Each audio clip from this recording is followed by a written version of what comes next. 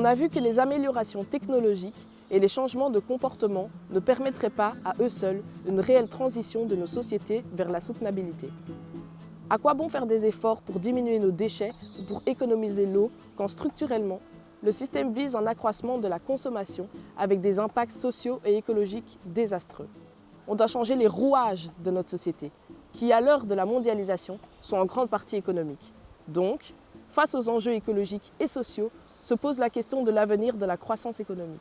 Écoutons à ce propos Géraldine Thierry, professeure d'économie à l'ICHEC. Alors la croissance est effectivement un des rouages clés de nos sociétés aujourd'hui. La croissance économique, qu'est-ce que c'est? C'est l'augmentation des biens et des services qui sont produits et consommés par an, par pays. Au départ, le PIB, c'était un outil économique qui avait pour but principal de mesurer l'activité économique d'un pays. Mais la croissance du PIB, elle est progressivement devenue un objectif politique.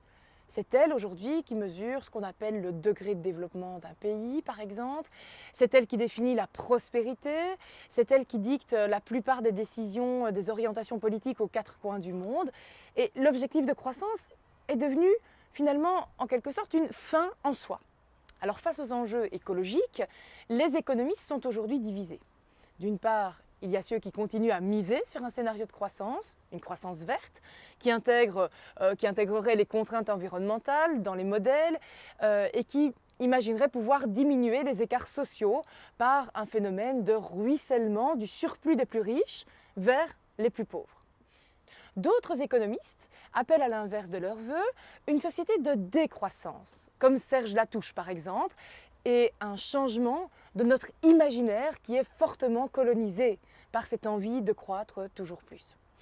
D'autres économistes encore se disent, eux, agnostiques. Ils ne veulent ni croître, ni décroître, mais changer en substance le cap de nos sociétés. Et c'est le cas de Kate Raworth qui a été évoqué en introduction. Mais du coup, quels sont les principaux arguments de ceux qui contestent l'objectif de la croissance?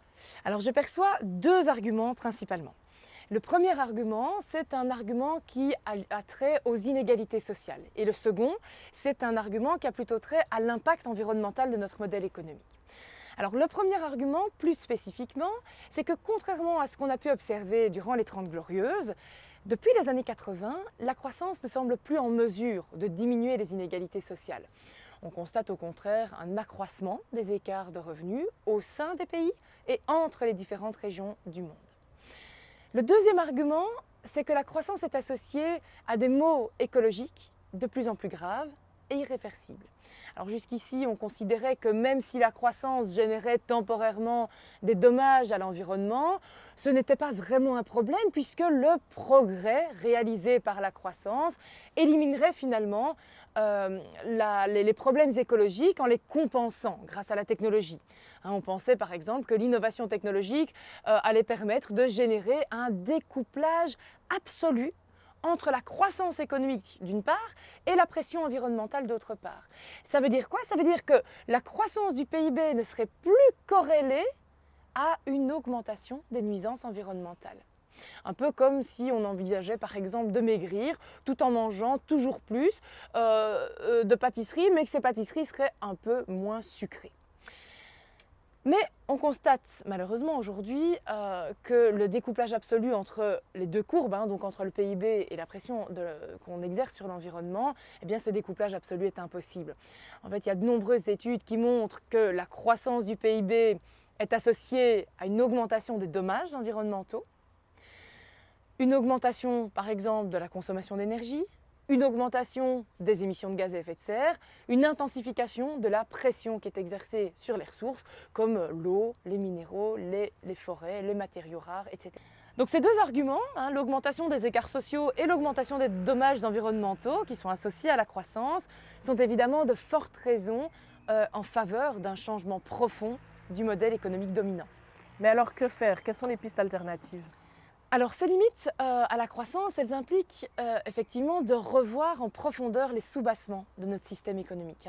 En remettant en question la croissance et le PIB comme mesure de notre prospérité, on est invité à reconsidérer beaucoup plus fondamentalement les finalités de notre société.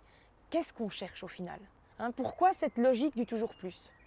Qu'est-ce que la prospérité? Qu'est-ce que le progrès? Ce sont des questions politiques fondamentales qui doivent pouvoir être posées et traitées de manière démocratique et ouverte. Il s'agit aussi de prendre au sérieux la dépendance matérielle de nos systèmes économiques à la biosphère. De quels moyens disposons-nous in fine pour assurer la subsistance et l'existence de l'humanité? Alors ces questionnements appellent à redessiner notre conception de l'économie. Pendant très longtemps, et encore aujourd'hui, le système économique a été pensé et représenté comme un grand circuit, un circuit fermé, qui relie d'une part les entreprises et d'autre part les ménages, en passant si nécessaire par l'État. Et dans cette représentation de l'économie, en fait, on ne prend pas en compte la dépendance de l'activité économique vis-à-vis des ressources naturelles, ni l'impact des activités économiques sur les écosystèmes. Seul le circuit de la production est envisagé. Et c'est pour ça qu'on dit que cette représentation est celle d'un système fermé. Donc il est temps de délaisser cette vision datée et pourtant encore prédominante aujourd'hui dans l'enseignement en économie, en faveur d'une vision de l'économie qui soit conçue comme un système ouvert, inscrit dans la société, qui est elle-même inscrite dans la biosphère. Et ce système est consommateur d'énergie et est à la fois générateur de déchets. Et cette représentation est vraiment importante. Dorénavant, ça fait plusieurs siècles qu'on mise tout sur la croissance. Comment sortir de cette idéologie? Alors sortir de la croissance, ça implique de sortir d'une vision du monde dans laquelle l'amélioration infinie du confort matériel par la consommation et par le développement technologique serait la condition de possibilité de la paix sociale et du bonheur humain. En fait, puisque ces visions alimentent nos choix politiques depuis plusieurs siècles, en changer, ça suppose quand même une profonde mutation politique. Cela constitue un défi énorme pour la démocratie, car nous devons construire une nouvelle vision commune du progrès et du développement qui ne soit plus définie a priori par les objectifs économiques de la croissance et les objectifs de rendement.